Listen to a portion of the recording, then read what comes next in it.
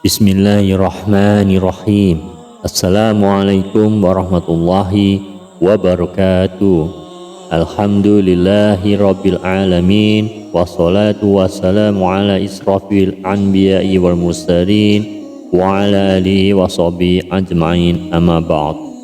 Para sahabat wasilah Rasul dimanapun Anda berada, baik yang ada di Indonesia tercinta maupun di luar negeri, semoga Allah Subhanahu wa Ta'ala senantiasa melimpahkan rahmat dan hidayahnya kepada kita semua, dan diberikan kesehatan, barokah umur, murah rezeki, serta atas segala apa-apa yang dihajatkan, semoga lekas terkabul oleh Allah Subhanahu wa Ta'ala.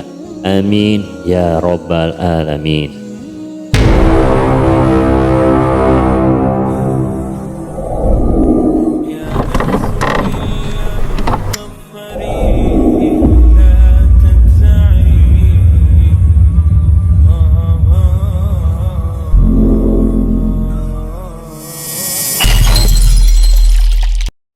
Bismillahirrahmanirrahim. Sesuai dengan tema kita, One Day One Hadith. Kesempatan kali ini kami akan menjelaskan salah satu dari sekian banyaknya waktu mustajabnya doa. Dari Jabir bin Abdullah radhiyallahu anhu, dari Rasulullah Shallallahu alaihi wasallam, beliau bersabda, waktu siang di hari Jumat ada 12 jam.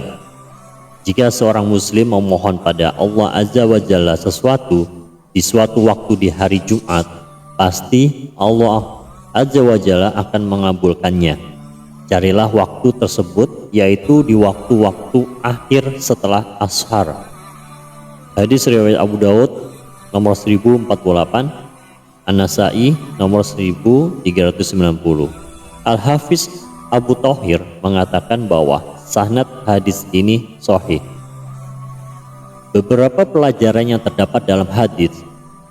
Yang pertama, Imam Ahmad rahimahullah menjelaskan bahwa waktu mustajab itu adalah ba'da asar.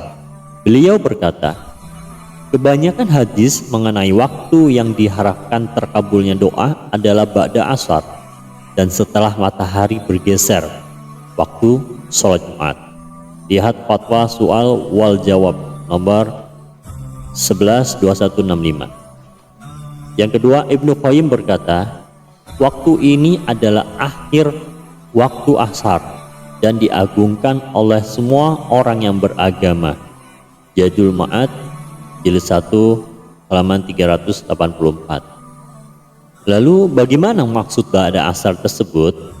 Berikut penjelasan Syekh Muhammad Salih Al-Munajjid hafizahullah.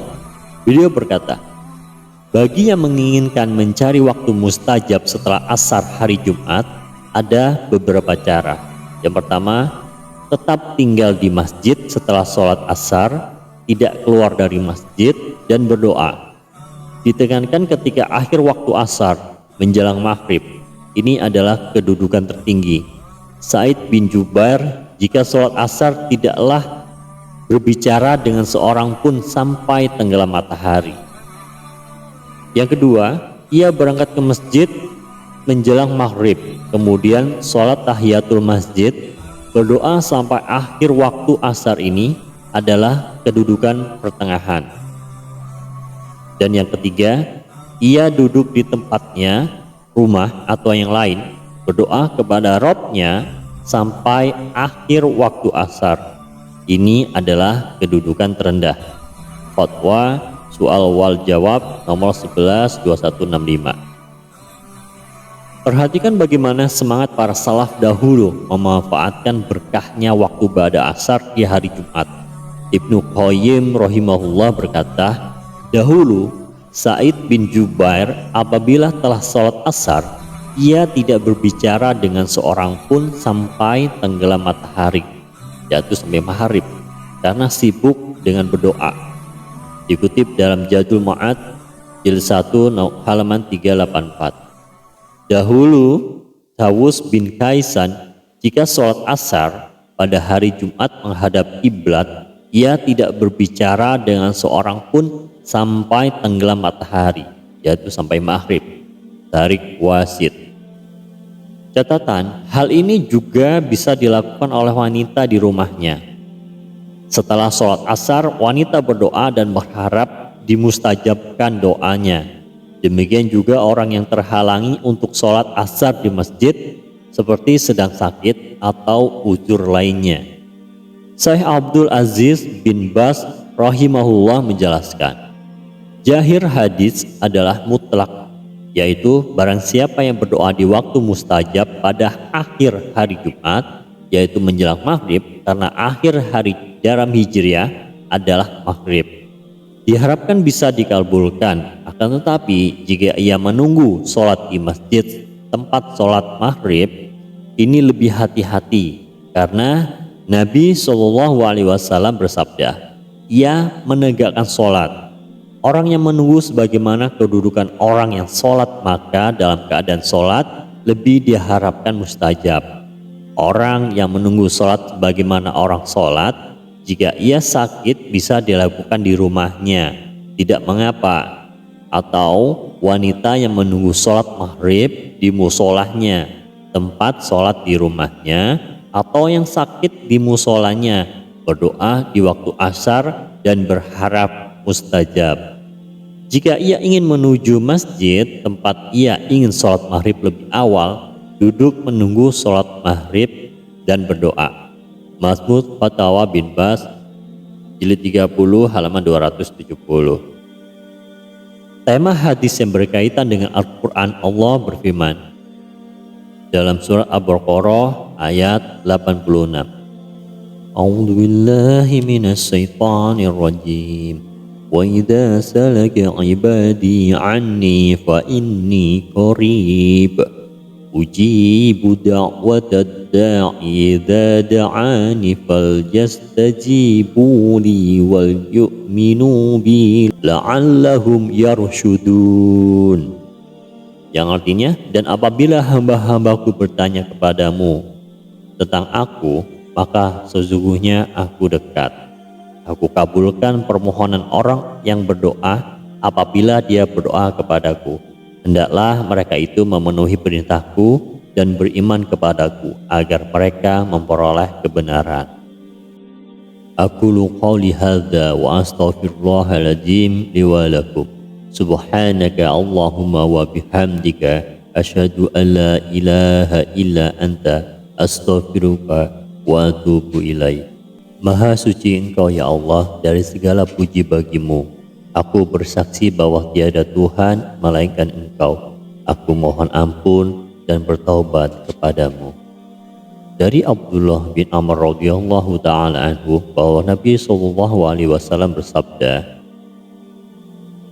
Balighu anni wal ayah. Sampaikanlah dariku walau hanya satu ayat. Hadis riwayat Bukhari.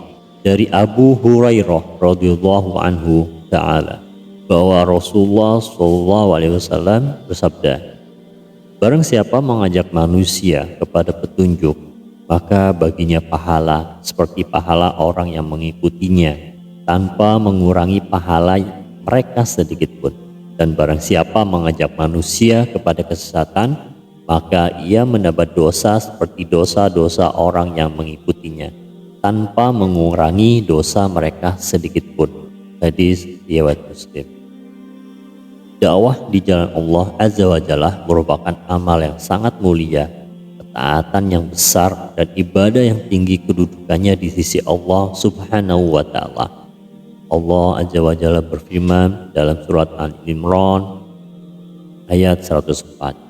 A'udzu billahi minasy syaithanir rajim. Wal takun minkum ummatun yad'una ilal khairi wa ya'muruna bil ma'rufi wa yanhauna 'anil munkar. Wa ulaika humul muflihun. Yang artinya, dan hendaklah di antara kamu ada segolongan orang yang menyeru kepada kebajikan, menyeru berbuat yang ma'ruf dan mencegah dari yang munkar, dan mereka itulah orang-orang yang beruntung. dinukil dari berbagai sumber yang insya Allah amanah dengan sedikit perubahan terjemah bebas sesuai dengan pemahaman salafus salih ahlus sunnah wal jamaah oleh hamba Allah. Silahkan di-share, semoga bermanfaat bagi umat. Barakallahu fikum. Wassalamualaikum warahmatullahi wabarakatuh.